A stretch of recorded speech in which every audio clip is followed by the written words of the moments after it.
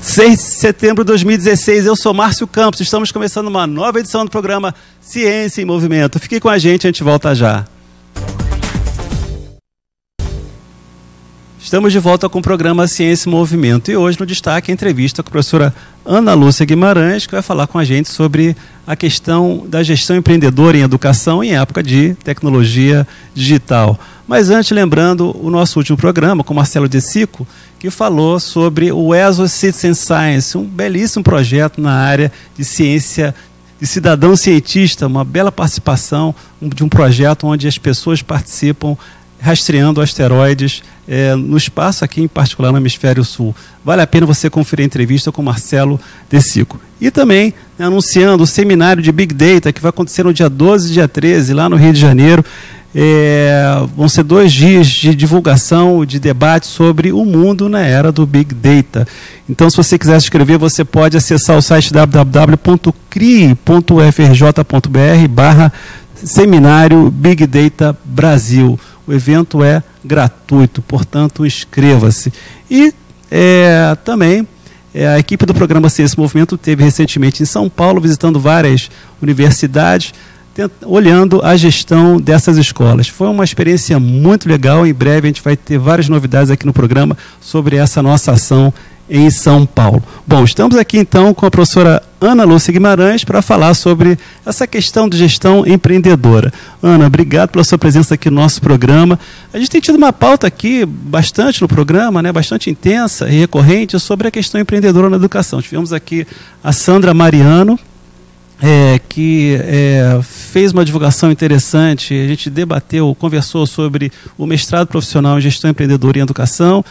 Já tivemos também professores do SESI, do Senai, da Firjan, uma pauta muito interessante na linha também de gestão empreendedora, com robótica, com SESI matemática, com Fab Lab. Realmente o pessoal está bem antenado com essa questão de mudar a escola e fazer uma escola empreendedora, passando pela gestão, passando pela mudança do professor.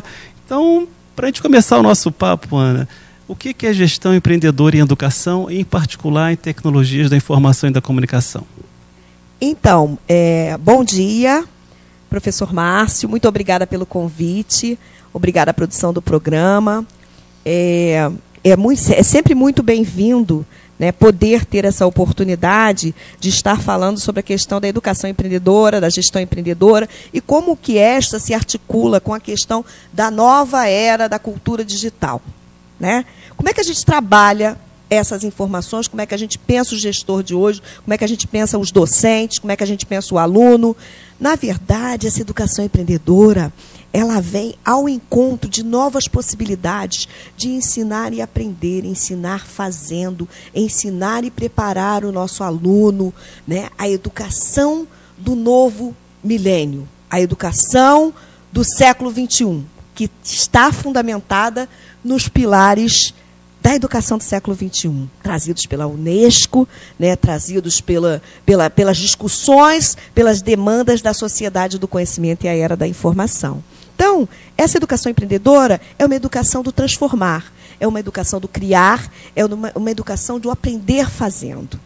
Ana, a gente vê que a gente tem uma escola muito tradicional, Então, qual seria a razão efetiva, quais são os sintomas que nós temos que analisar para efetivamente mudar essa educação tradicional? A gente vê uma educação tradicional e a gente vê vários problemas que são decorrentes dela. É claro que essa educação trouxe muitos benefícios ao longo do tempo, a gente não pode negar isso, mas o que faz a gente pensar em mudar? Bem colocado, professor Márcio, porque o que nós precisamos é ter uma disponibilidade. Eu sempre trabalho com conceitos fundamentais, que são valores nossos do ser humano, que é a questão da humildade, da disponibilidade, da motivação para a mudança. Qual é a predisposição que as escolas, os gestores, os professores, os alunos têm para ingressar nessa nova lógica?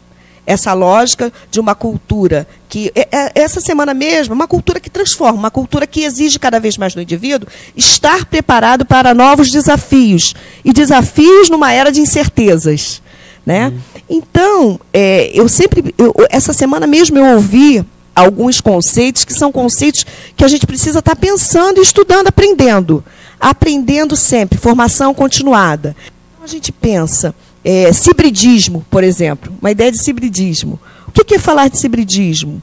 É falar de uma cultura de formação biológica, mas de uma cultura de formação híbrida, uma cultura digital, que chega de cada vez mais com uma velocidade exponencial e que nos transforma de uma maneira a ter que estar se atualizando permanentemente. Então, qual é o investimento que se tem hoje para esse cenário, né? Para motivar os professores a entenderem que é preciso fazer novas formas de ensinar e aprender?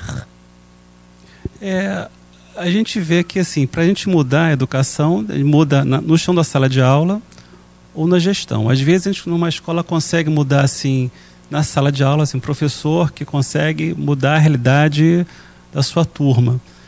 Mas não necessariamente consegue mudar a realidade da escola, porque fica limitado àquele professor. Verdade. Então, nós temos, assim, a gente pode ter professores que mudam sua realidade, e, por outro lado, escolas que, mesmo com professores que mudam pequenas realidades, não conseguem mudar a própria escola. Assim, tem um aspecto da gestão da escola e tem um aspecto do professor dentro de sala de aula.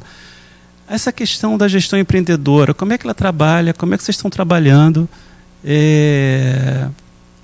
no âmbito do professor e no âmbito da gestão? Então, eu venho desenvolvendo um trabalho, né, com apoio da Uniswan, a instituição da qual sou professora e pesquisadora, né, no grupo de ensino à distância, sob a coordenação da professora Heloísa Argento. E eu venho fazendo um trabalho lá que eu aprendi muito nesse grupo. Isso é realmente uma coisa que me fez abrir, assim, depois que eu voltei do curso que eu fiz em Babson College, né, sobre empreendedorismo, eu aprendi muito. E cada vez mais a gente vem pensando uma cultura onde os professores preservam têm o valor devido para os seus conhecimentos, para a sua formação, né, seu background, todos aqueles conteúdos que eles têm da formação específica, que vão colaborar para a formação do aluno sempre. Isso é uma coisa que não pode ser desconstruída, vale a pena enfatizar, porque o professor ele tem esse receio, né? Tem muito esse receio de achar que, por exemplo, o ensino à distância, a cultura e a era digital, adentrando o espaço da sala de aula, pode lhe retirar o trabalho. Isso só vai acontecer se ele não tiver disponibilidade para aprender, para inovar e ajustar a sua formação e o seu trabalho, com novas metodologias, inclusive, de ensino-aprendizagem. E na Uniswan eu tenho visto isso. Nós estamos investindo agora num projeto de ensino híbrido, né?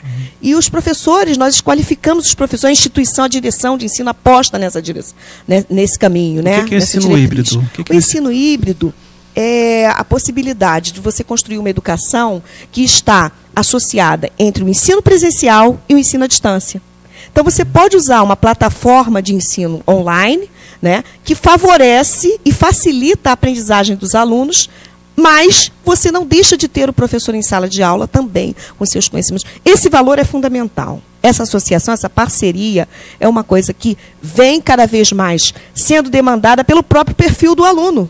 Porque nós estamos falando, o professor Márcio, da geração Z, da geração dos alunos que cada vez mais querem zapear, querem conhecer, né, querem ter o direito de escolher o que querem aprender, né, como vão aprender. E o nosso desafio hoje, de forma grandiosa, é saber traduzir, transformar a informação em conhecimento. E as instituições precisam apostar nessa direção. Então, eu mesma faço palestras, né, falo um pouco de dinâmica com os professores, com os colegas que são professores que eu tenho visto por aí querendo aprender.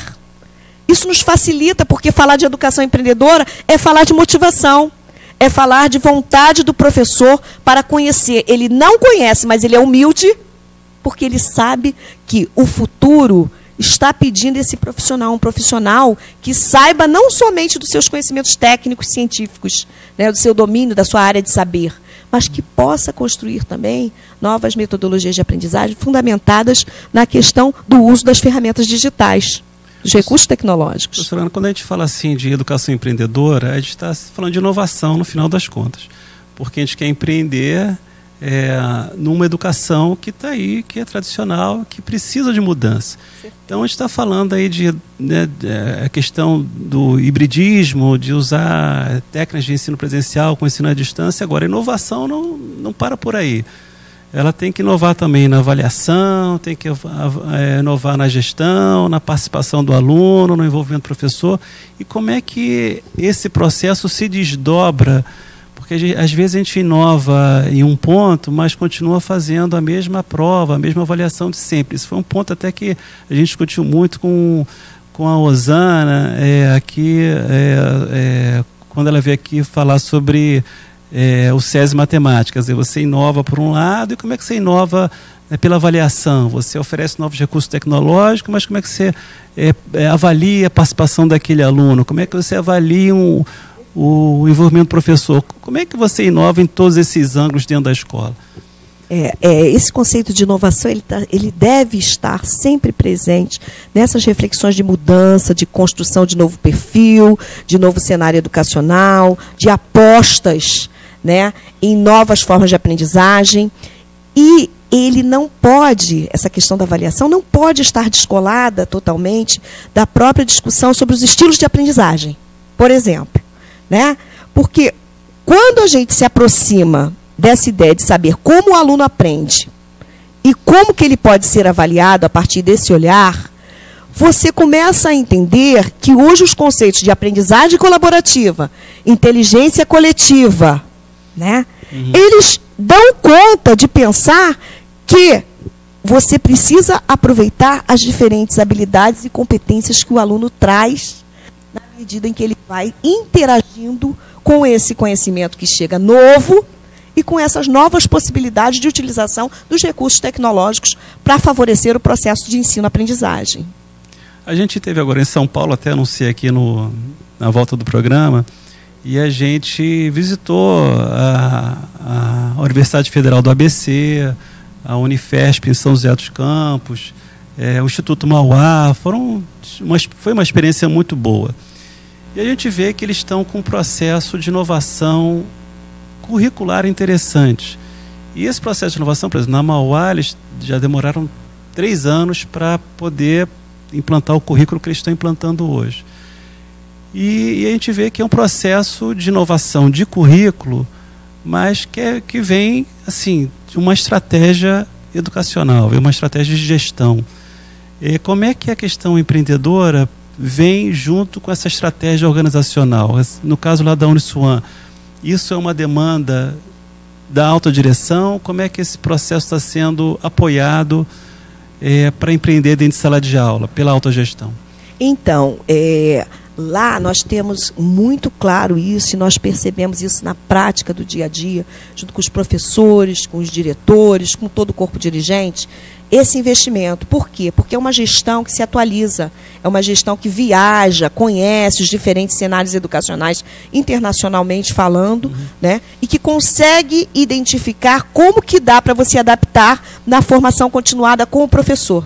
Então, a gente tem um núcleo de apoio psicopedagógico na instituição, que, em associação com os diferentes segmentos e setores de coordenação de ensino da instituição, colaboram para favorecer essa formação continuada.